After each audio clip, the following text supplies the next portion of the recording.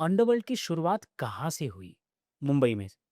Underworld की शुरुआत अगर मानेंगे तो 1942-45 के बीच में जब पठानों ने यहाँ पर मुंबई में मिल मज़दूरों को कर्ज़ पर पैसा देना शुरू किया और आर्म ट्विस्टिंग करके उनसे ब्याज की और कर्ज़ की वसूली करनी शुरू की।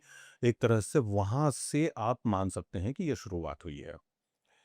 उस दौर में हुआ ये करता था कि गरीब बेचारा मज़दूर जो है 100, 150, 50, 90 रुपए उसको सैलरी मिला करती थी।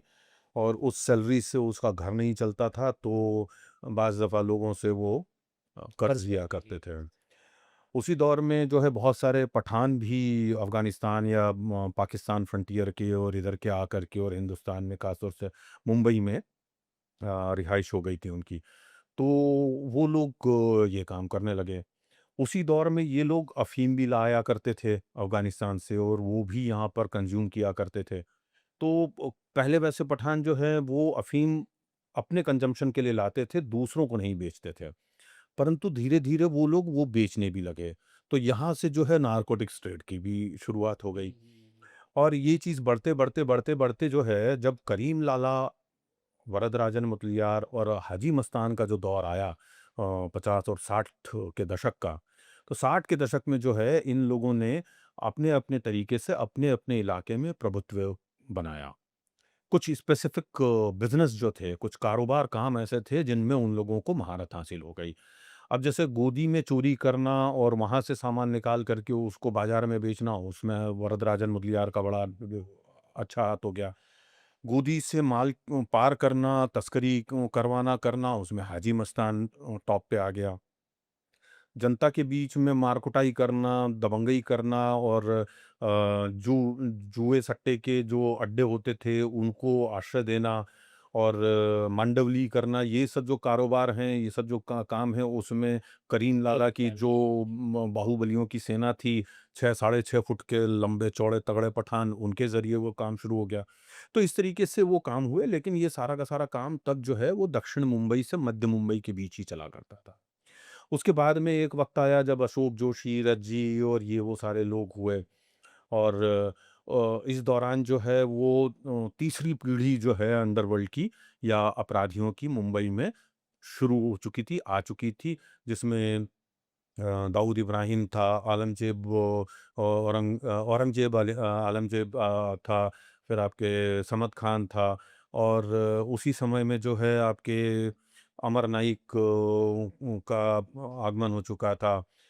अरुण गवली का आगमन हो चुका था। ये लोग सब बहुत ही लेकिन बाद में आए। प्राथमिक स्तर पे थे और दाऊद ने जब मार-काट मचाई और उसने पूरा भीषण रक्तपात शुरू किया, ख़ास तौर से साबिर की मौत के बाद, फिर तो मतलब जो है मुंबई में जो अंडरवर्ल्ड का असली जो उदय हुआ है, अभ्युदय जिसको कह सकते हैं, वो तब से हुआ दाऊद। है। और सही मायने में दाऊद के पहले तक कोई भी अंडरवर्ल्ड डॉन नहीं था। दाऊद जो है देश का पहला सही मायने में ऑर्गेनाइज़ सिंडिकेट का डॉन बना।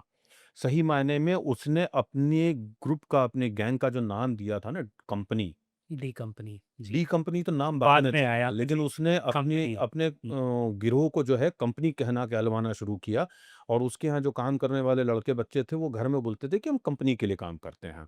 ताकि उनको लगे कि हमारे बच्चे लेजिटिमेट काम कर रहे हैं, कोई कानूनी काम तौर पे कर रहे हैं। क्योंकि सबको तनख्वाह मिलती थी, सबको अच्छा पैसा मिलता था। ज़्यादा पैसा जिस दिन मिल जाता था, घर में जाके बोलते थे बोनस मिला है या हमारे साहब खुश हो गए, उन्होंने हमको ज़्यादा पैसा दिया है। मतलब इस तरीके से ये चीज़ चालू हुई। और दाऊद के बाद का तो पूरा का पूरा सिलसिला जो है वो सबको पता ही है कि क्या हुआ, कैसे हुआ, कितना रक्तपात हुआ और उसके बाद में इनको सबको ख़त्म करने के लिए पुलिस ने किस कदर जो है खुद भी रक्तपात किया और कहना चाहिए कि 90 का दशक और 2000 का जो 2 दशक हैं, इनके बीच में करीब-करीब 850 से ज़्यादा जो है एनकाउंटर हुए और गुंडों को जो है पुलिस ने मार गिराया और 2010 तक आते-आते जो है, वो अंडरवर्ल्ड जो है उसमें एक खामोशी, एक सन्नाटा उस क्षेत्र में छा गया। हालाँकि ये नहीं है कि अंडरवर्ल्ड खत्म हो गया, अंडरवर्ल्ड आज भी कायम है, अपना काम कर रहा है।